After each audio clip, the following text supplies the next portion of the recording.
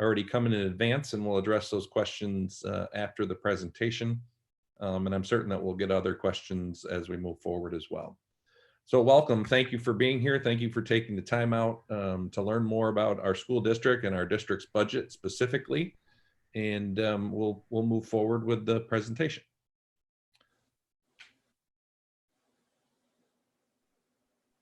Do you have control, Bob?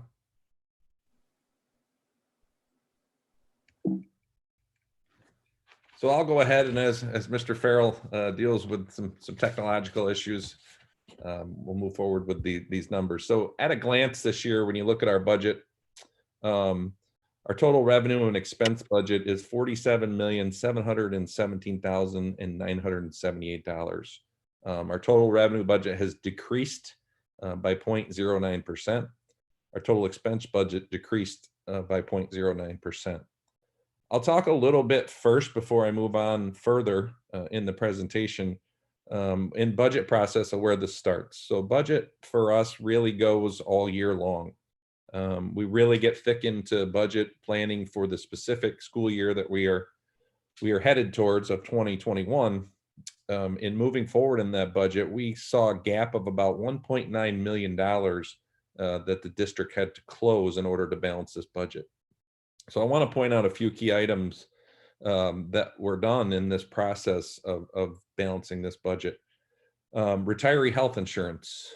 We had an opportunity to do some shopping and find some better plans out there in terms of retiree health insurance. We went to a Medicare Advantage plan called Humana, which was a one-year savings for the district of about $750,000. We also looked closely at our workers' compensation plan.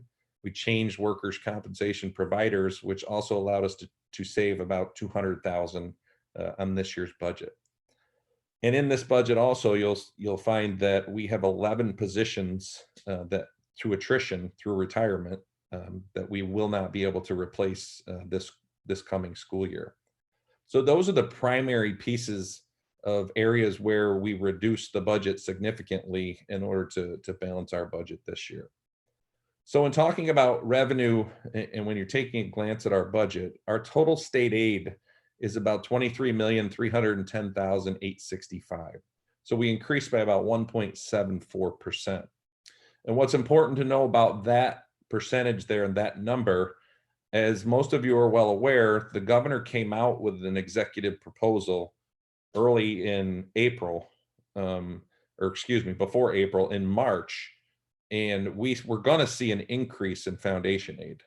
That quickly changed when COVID-19 took hold, and we were given revised final numbers of where we saw a reduction in foundation aid of about $9,500. So when you see our state aid increased, there's two areas really where it increased. We received some high cost aid for some of our special needs students.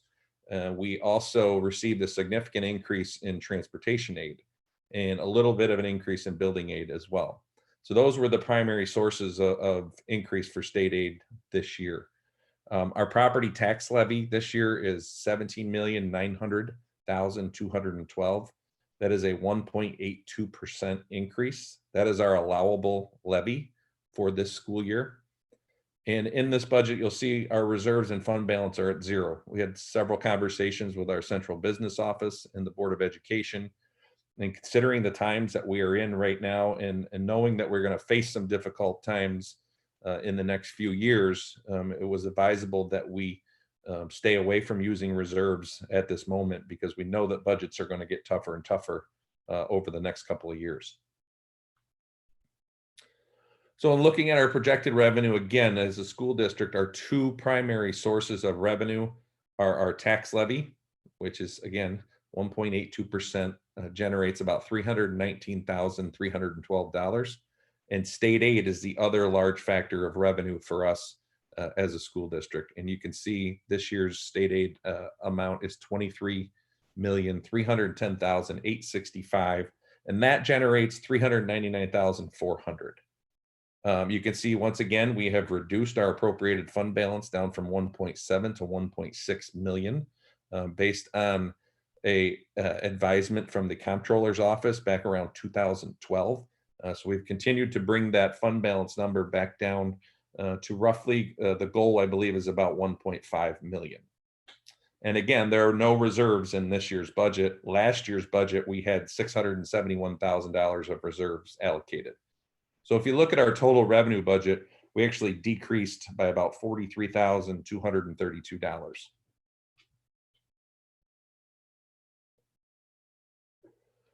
So again, as I just discussed, in looking at our long-range plan to reduce appropriated fund balance, the 1.82% property tax levy allows $319,312 of revenue for the school district.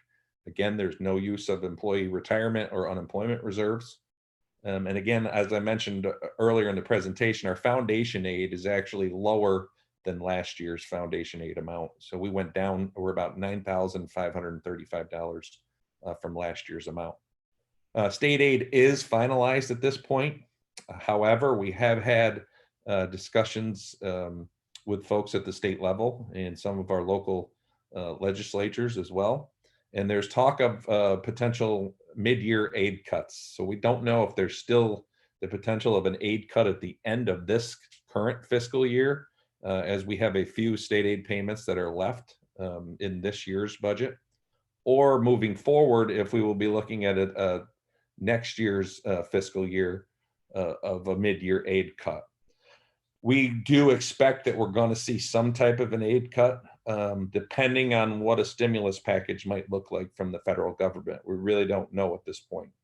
So considerations moving forward next year in considering mid-year revenue adjustments, there's some things that we have to consider. Transportation, we've had a lot of questions about folks asking us, have you saved money on transportation since you haven't been running buses over the last few months? And the answer is yes. We have saved some money initially to transportation, but the caveat here is that our transportation aid is at a very high rate from the state. So we receive a great deal of revenue for any transportation that's allowable and aidable for our students. So what we don't have clarification on this point from the state is whether this loss of transportation time is going to equate into a loss of revenue in the following year in our state aid. So we really don't have those answers at this point. We have to be prepared that we could see a revenue adjustment there in next school year. So there's really still a lot of uncertainty in terms of federal stimulus money. We really don't know what that's going to look like at this point. And typically the money is dispersed to the state, and then the state allocates the money as needed to its entities across the state. So potential cuts for when and if we may see a foundation aid cut from the state. And these are the three scenarios of numbers that we've been working off of our foundation aid amount. So a 5% cut is about 700,000. A 10% cut for the school district would be about 1.4 million. And a 20% cut would be about 2.8 million. And I think we've heard, and many of you, if you've been reading publications and watching the governor on TV, he's talked significantly several times about a 20% cut to school districts' budgets and foundation aid specifically. So we know we have some challenging times ahead of us, and balancing our budget right now is our number one priority. We're planning being fiscally responsible over several years to try to weather a storm of such that we could be facing here over the next few years. So just to give you a little bit of background so you can see maybe what we're dealing with here, we gave three scenarios, and this came from the New York State Department of Budget. They shared this information with us. And in 9/11, the recession from 9/11 had a 2% impact on GDP. And if you look at that scale there, it shows a little bit of a dip, and then it looks as though we were able to come out of that after a financial quarter or two, back to a little bit of normalcy. If you look at the Great Recession years, which we all know the term gap elimination adjustment, which we heard about schools back around 2011 2011, 2012, 2013, where the school district faced a loss of $2 to $3 million in state aid. You can see that impact on GDP was roughly 10%. So it had a pretty significant impact. And you can see the longevity in this slide of how much longer it took for the economy to bounce back from that impact. And then when you look all the way to the left, the orange graph, that's COVID-19, and what we've been dealing with since the middle of March is the impact as of April 23rd. You can see the significant detriment that this crisis has had on the state and its overall finances. And that has a GDP hit of roughly 14%. And you can see the longevity of recovery time in that slide as to around 2023, 24 before the state believes that they will start to recover if all things move forward. So considering these scenarios, as we received this report, the general fund receipts were projected to decline by about $13.3 billion at the state level. So for fiscal years of 2021, and then 61 billion from the years of 2021 to 24. So there's the initial hit of COVID-19 and the crisis that it causes for the state, understanding that the state was already in a fiscal crisis before this situation occurred. So you can see moving forward, advancing, there's a significant amount of money that the state is expected to lose during that time. So this slide just gives you a picture of the Great Recession, which I said a slide or two ago that is about a 10% hit to GDP. If you look at the years for Owego-Appalachian here in budgets from 2010 to 2013, you can see in the first year that the budget remained, it actually went up about 2%. And then you start to see the decrease the next couple of years after that in the amount of revenue that was coming to the state or coming to the district from the state. And you can see if you look at the years a little bit later, you can see how the district had recovered since those years. And now we're back again in a difficult situation. So here's a slide that will show you the American Recovery Reinvestment Act and what that stimulus money did to school districts' revenues and budgets during that time. So one of the things to consider when we're dealing with a crisis of such is that we should see some type of federal stimulus money, and I caution with that comment. When you do typically see stimulus money, there's an initial leveling out in the first year or so, or possibly even two.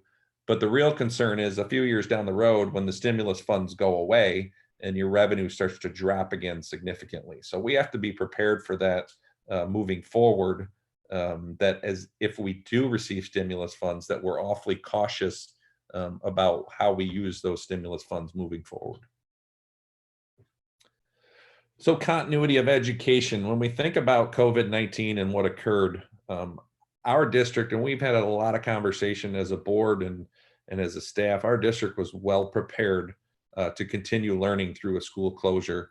And I've said this earlier to staff as well. I equate that to our community and our community support for education and for our students over several years. We've been prepared for instruction and technology with investments that have been made for the past 6 years to position ourselves as a one-to-one device school district where every student has an iPad from kindergarten through 12th grade. So when you're facing a situation like this, that was a significant advantage for us to have every student prepared, understanding how to use devices, and our staff understanding how to use devices as well, and to transform instruction into a remote learning model. So we felt confident. We know that there's always some bumps in the road in any process when you take on something of this nature, but we've been very pleased with how our staff have been able to continue education for our students to the best of their ability in a difficult situation. And I thanked them earlier today, and I thank them again tonight for for all the things that they've done to reach out to our students and our families, from the volunteering of delivering meals to our students, upwards of 60,000 meals to students over the past few months, and collaborating as well with local anti-hunger groups. So our staff has really stepped up and answered to the call of a really difficult time on our community. So our budget voting this year, obviously the process looks different. We all know that, and typically we vote in the middle of May. COVID-19 has extended that voting date. The governor approved a June 9th vote date for all school districts, and we will be voting by absentee ballot only. So many of you will begin to receive your ballots, if you haven't already, to over 9,000 registered voters in the Owego-Appalachian School District. We also will be sending ballots out to those individuals who on site over the last few years have voted, and we have record of your information as well.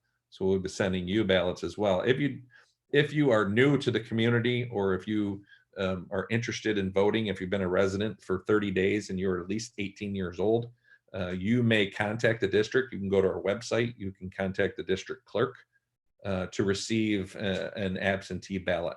So you can go through that process to take part as well. So all of our votes must be received by 5 p.m. on June 9th, 2020. Again, this is a very different process, not only just from a public hearing perspective, but a very different process of voting that hasn't occurred for school districts ever in this mode.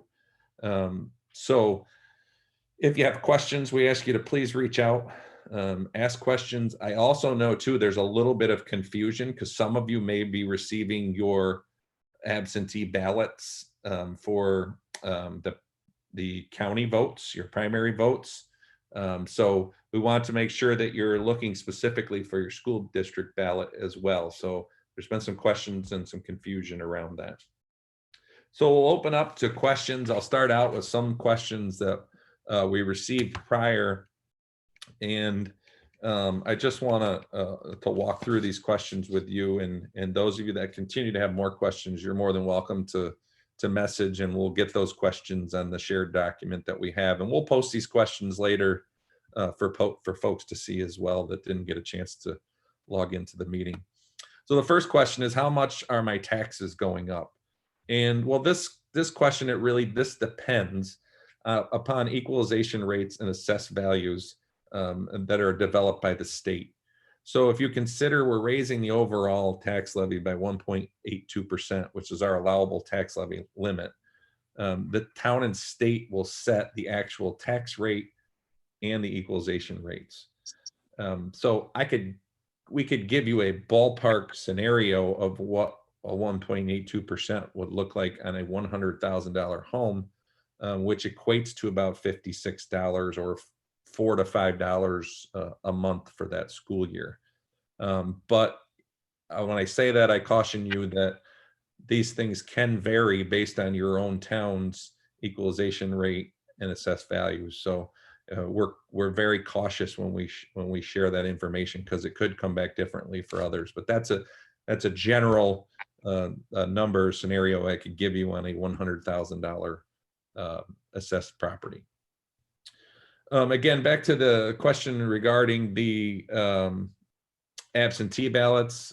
Folks have said, when are they coming in the mail? They are on their way, should be there within the next few days. And again, primary election information has also been mailed. I had that information mailed to my house, which confused myself initially.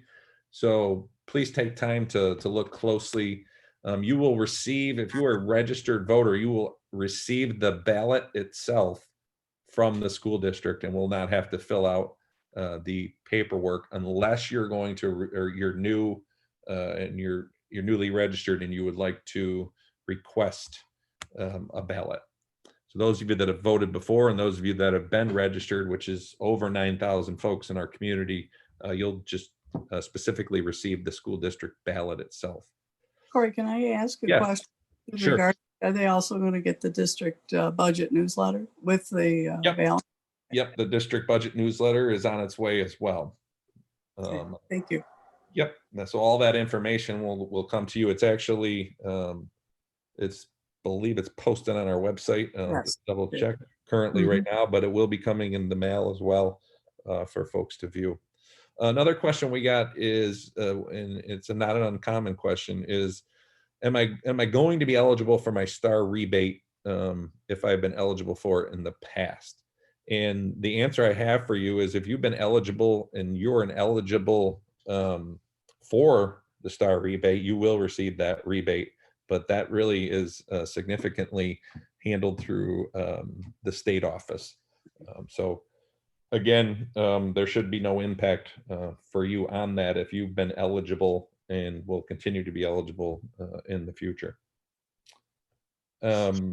Question is our capital project moving forward as planned, given the uncertainty of changes that we might see to public education in the near future? So our capital project, we expected our capital project to be approved by the state somewhere in around March. And we have obviously seen a delay with COVID-19 in that process. We still do not have official approval to begin construction from New York State. So how that works is when we pass the voter approved capital project, then the process is there's engineering and architectural submittals that go into the state level, and we sit and wait for final approval. There's a lot of back and forth of questions and answers in that process. So we are still in that process. We still have not received final approval. However, with that being said, we are moving forward upon approval based on the timeline. If we have time, our goal is to try to get to some things this summer at both of the buildings, which most likely will probably be items such as roofing or some site work of parking lots. We'll be working through all those details when we get final approval for that process.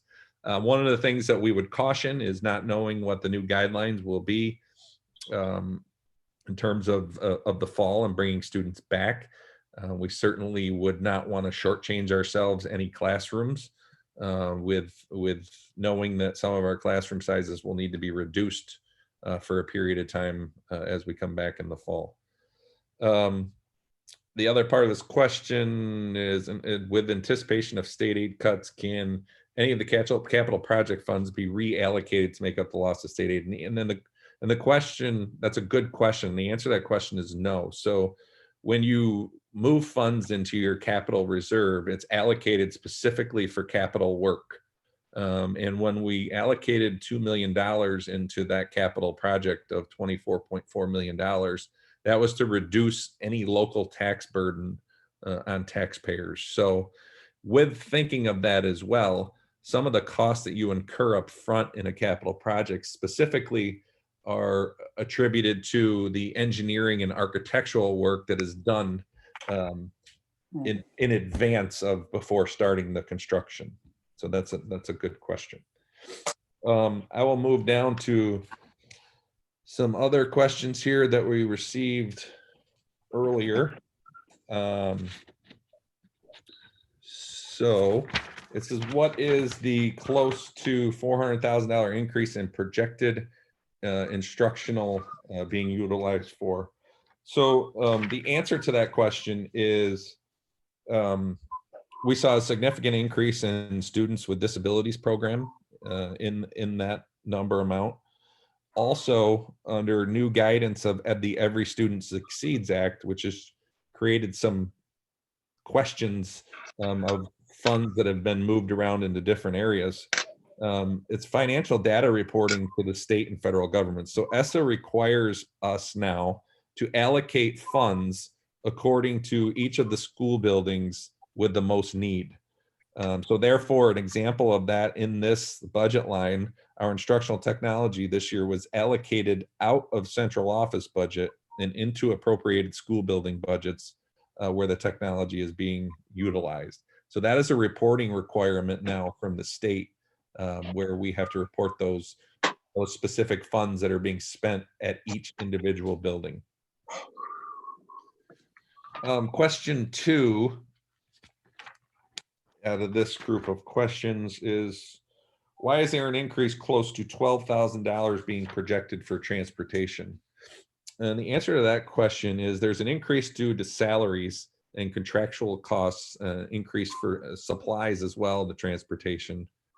We also have a reduction of 1 bus mechanic as well through transportation. Transportation, again, there will be a lot of challenges for us moving forward with transportation with the new guidelines. There's really a lot of unknowns and things up in the air in terms of what those guidelines will look like and how we will be able to transport students to and from school. So we certainly have some challenges in there to face. Question 3. Administrative office expenses are increasing by $178,509. And really, again, this comes back to the Every Student Succeeds Act financial reporting requirements.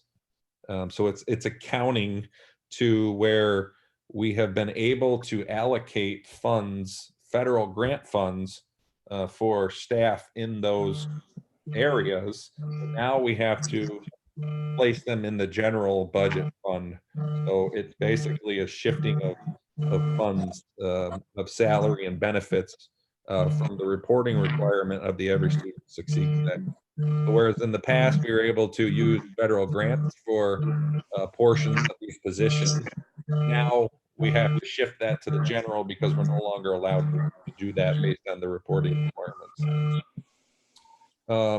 Bob, is there anything you wanted to add more on that with question 3?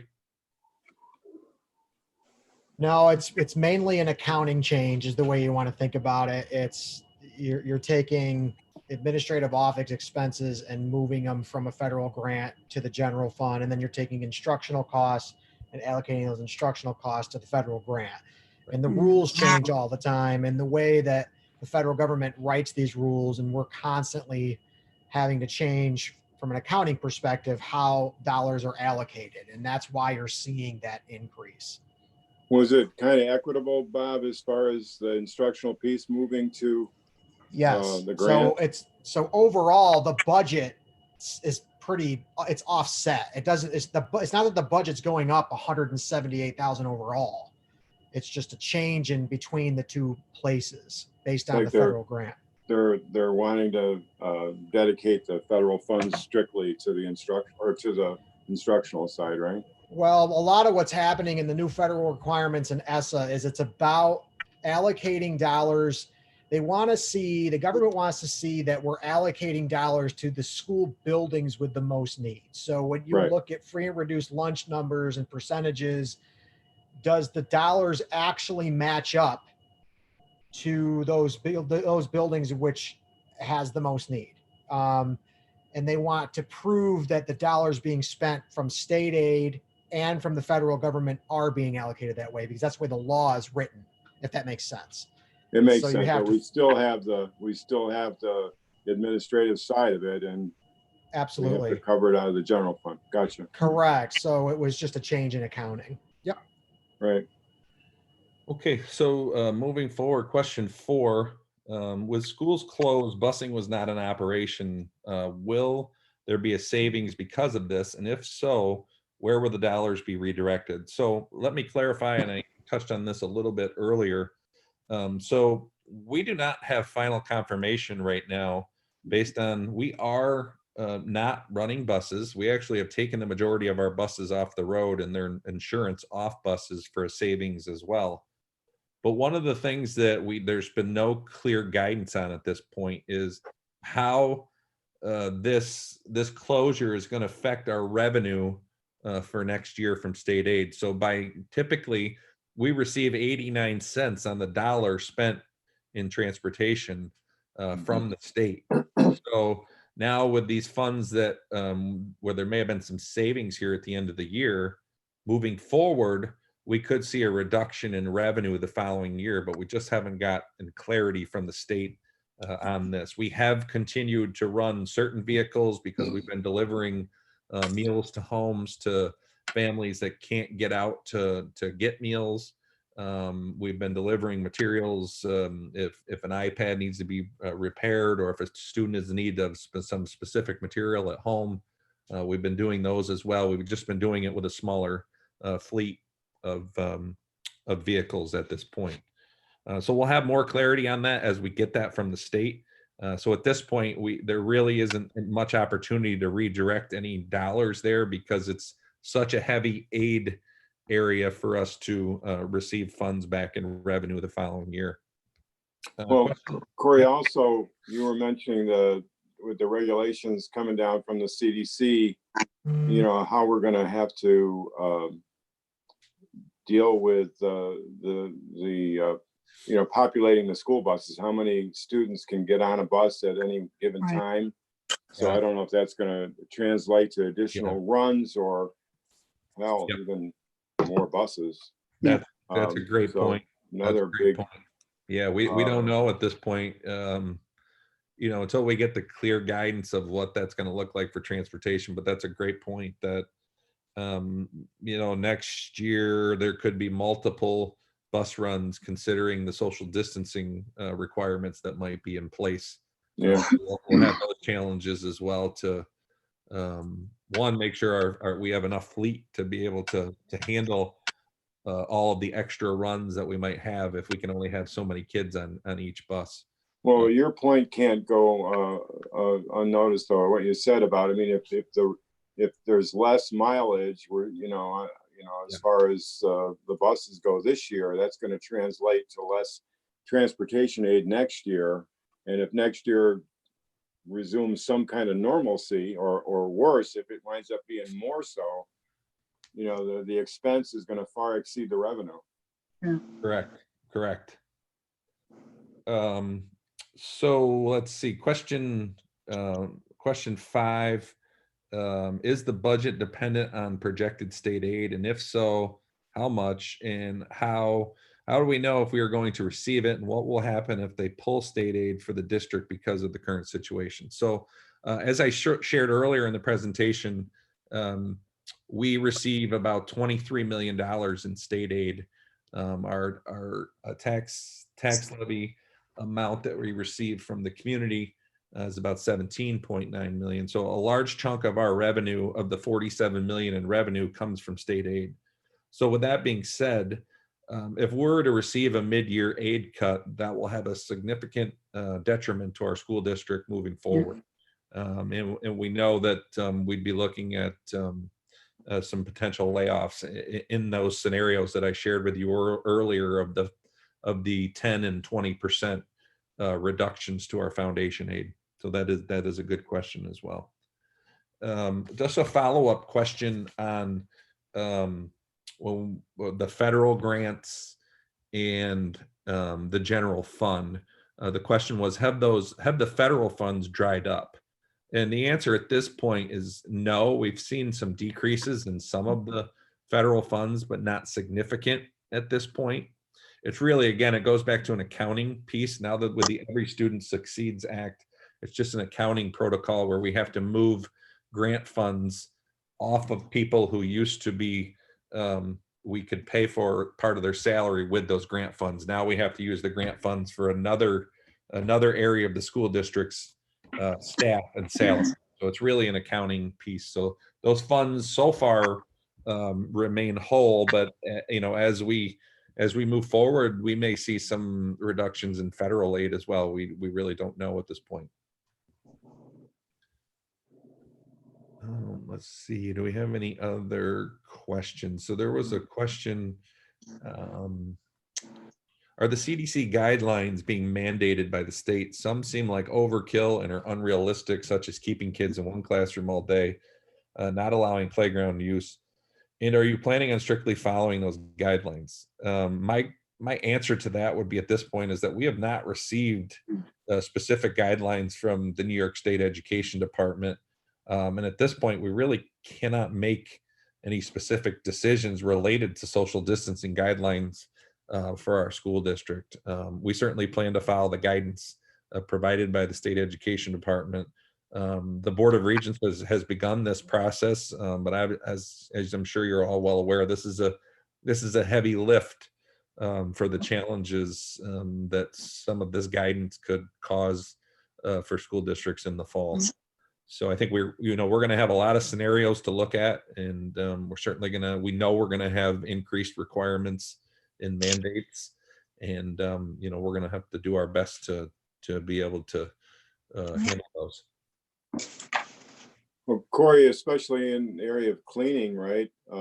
We don't know what those guidelines are going to be, if that translates into the need for additional custodians.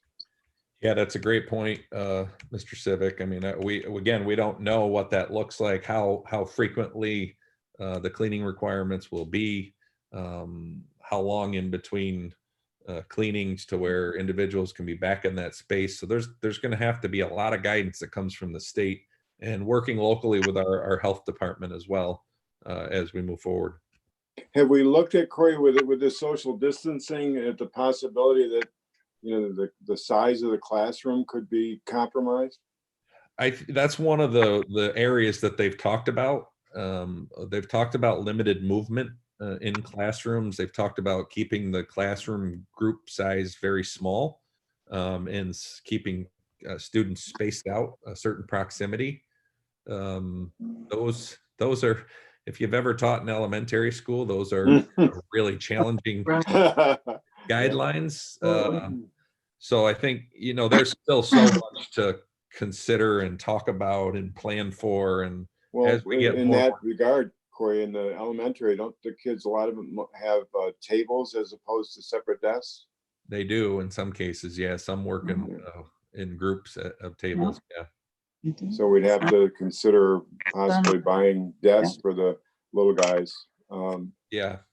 Yep. I think we're probably okay in most cases. We still do have a fair amount of desks in storage that we could bring back out for those classrooms that have shifted. One of the things we've seen over the past few years is a move to flexible seating, where kids, they sit in different comfortable type situations in chairs, as opposed to always in a desk with a hard chair. So that movement has been upon us and has had great success. And now we're going to have to figure out how we tackle that moving forward with new requirements. There's another question too that came in that said, reportedly that Tioga County approximately lost about $5 million in uncollected property tax revenue, all school districts, and how do you manage that gap? And my answer to that would be, so our allowable levy, upon voter approval, those tax bills go out to the taxpayers.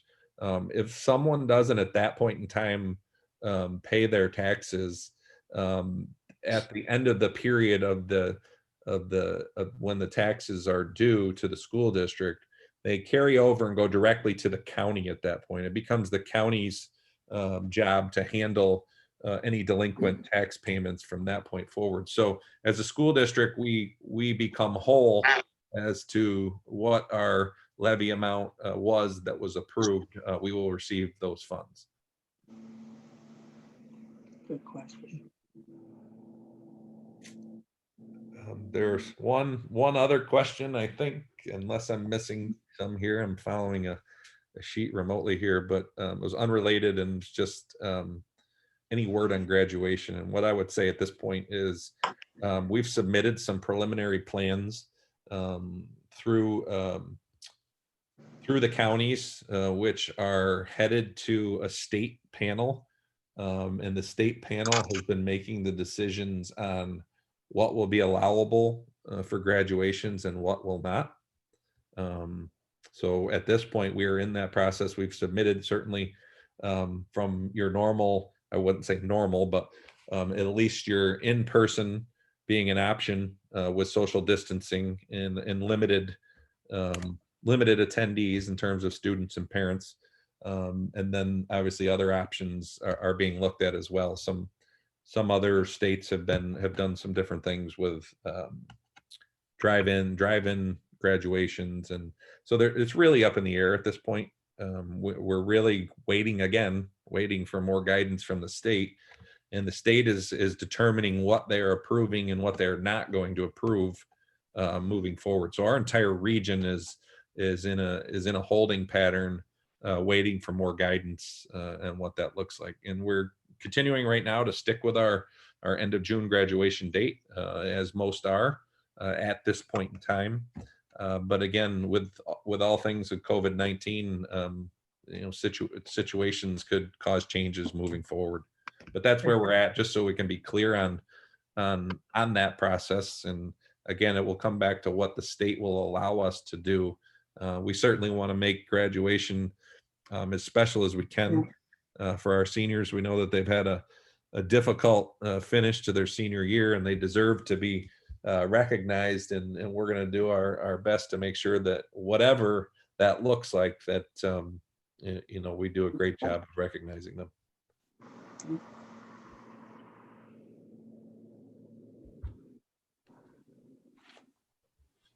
I don't think there's any other questions. There's about a 20-second delay or so on the questions. So is there anything more, Mr. Farrell, that you'd like to share in regards to this budget? One of the things that I said earlier in the process is that this community's been through a lot in the last decade, from the flood of 2011 and the impact that had on the community, and just to watch the community rally together is quite impressive. And here we are again with another difficult situation, and they've really come together, and we all have with doing what's best for the entire community and our students. And the amount of meals that have been delivered out of this school district is incredible. Our food service people have been phenomenal. About 60,000 meals to students 18 and under. We've worked locally with the anti-hunger groups, Tioga County Rural Ministry. We've housed food in our new maintenance building for the community as well. So it's been a real team effort in a difficult time, and it's a special place to watch that occur. And I'm really, really proud of our entire school community. So we know we'll have challenges ahead, and it's a good feeling to know that the community has supported our school districts in education and our kids, and really that's important. Yeah.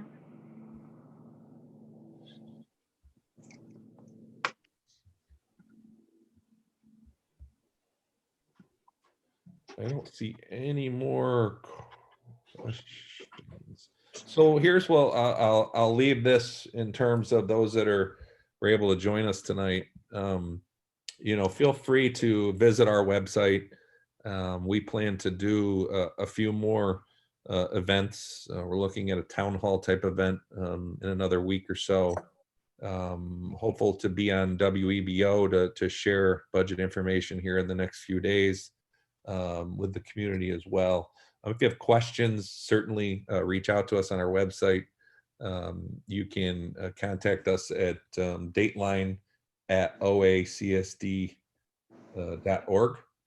And that, I believe, is on our website as well, to where you can ask us questions, and we'll get back to you on those questions. And appreciate the questions that we did receive tonight, and hopeful that we get more in the future to provide clarity for anybody that is looking for more clarity. So I'll leave it at that. I thank everybody for coming on tonight, and thank obviously our board president, Mr. Civic, and our board vice president, Mrs. Gretz, and our assistant superintendent, Bob Farrell, as well. Bob does a lion's share of the work with budgeting and in finance, and want to thank him for that work as well. So again, questions, please do not hesitate to contact us, and we will share these questions as well for others that didn't get a chance to join us tonight.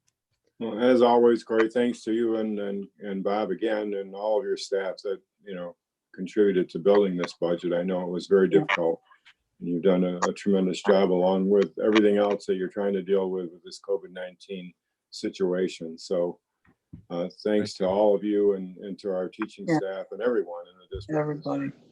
So Thank you. we'll just hope for the Thank best you. as we move down the road. Yes. Absolutely. Thank you. So once again, our budget vote is June 9th. So we'll be receiving ballots up until 5 o'clock on June 9th. If you have any questions about the process, and if there's any confusion out there for you on the absentee ballot, please give us a call, shoot us an email, and we'll try to clarify as best as we can for you. But be looking for ballots specifically from our school district, not necessarily from the primary elections, even though I know that folks will want to be involved in that as well. So thank you and have a great evening. Thank you. Thank you, Corey. Night.